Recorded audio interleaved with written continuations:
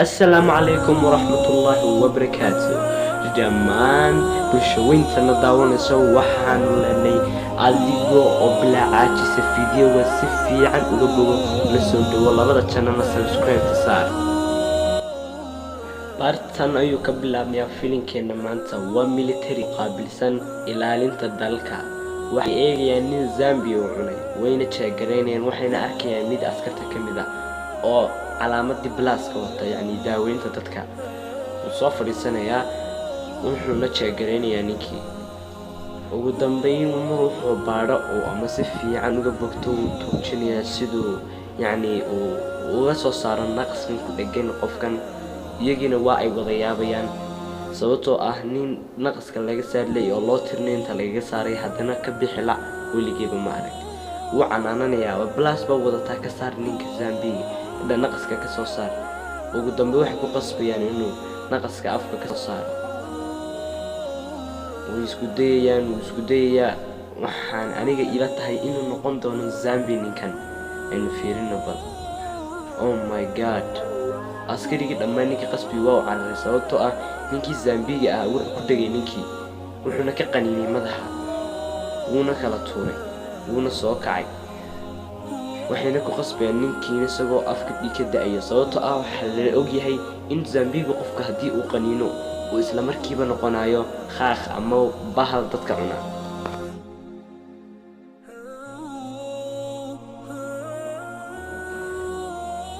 markii dambe ninkii waxa uu bilaaway inuu kaco uu eego hareerihiisa dadka jooga ee gabigiisa ka wada baqanay waana khaaq caadiya ugu dambe militariga wayaga nafahooda u naxay wuxuuna go'aan ku qaatay inuu qof walba u dhawaado uu qaniino wuuna qaniinay waxa islahayn ka badbaadiyay kii cagoola iska dhigayba xitaa cararay naftiisa la baxsaday markuu arkay kii ka horreeyay oo la qaniinay dibna wuu soo noqday sababtoo ah qofka hadii la qaniino isla markiiba Zambia ayuu noqonayaa markii dambe waxa taxadar la siyaasadtiin dib uga noqdaan sababtoo ah hadii la qaniino gabigood buu way wada xanuunsanayaan markii dambe waxa uu qabtay miskiinkii biraha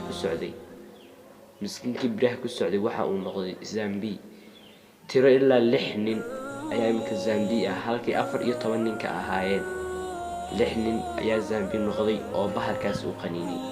markii dambe la saaxiibnaa ayaa isbedelay oo 7 ayay noqdeen Zambia wayna si tiro badanayaan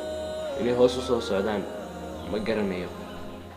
wuxuuna ku dhaartay saaxiibkii uu ka nixiyay miskiinkii uu qaboobay uu shoogay way wada istaageen saaxiibkii ayuu eegay kaayu ayaa la yiraahdaa miskiinka imka laga nixinayo ugu dambeyntii dhulka sababtoo ay ku wada ah waxa soo jiray dadkii Zambia ka baqanayay ee Zambia dhanka dibadda joogay albaabka looga bixi lahaa waxayna go'aan ku qaateen inay xabadaha iyo waxa ay haystaan kula dagaalamaan sababtoo ah saaxiibadooda weeyay markii hore waa ay ka dhacayeen manay didi kareen laakiin imka maadaama ay khaaq wada bedeleen oo iyagii ay wada cunayaan oo meel walba dhiig ka sameynayaan waxay go'aan ku qaateen hubkoodii iyo waxay ku dagaalami lahaayeen ay raadsadaan tiradii waa ay sii badanaysaa Zambia kor ayayna u sii socotaa ugu dambeyn aktarkii meesha ayaa weerar lagu soo qaaday wuxuuna iskaga hayaa birtaas oo suurta gelinaysa inaan ugu soo dhawaanin bahalka ugu dambeyn gabadhii ka caabinaysay ayay birta ku dhacday garabka ayaa ka jeexmay wuuna sii xanaaqay wuxuuna ku soo cararay aktarkiina wuxuu geliyay gabadhii sanduuq u dhawaa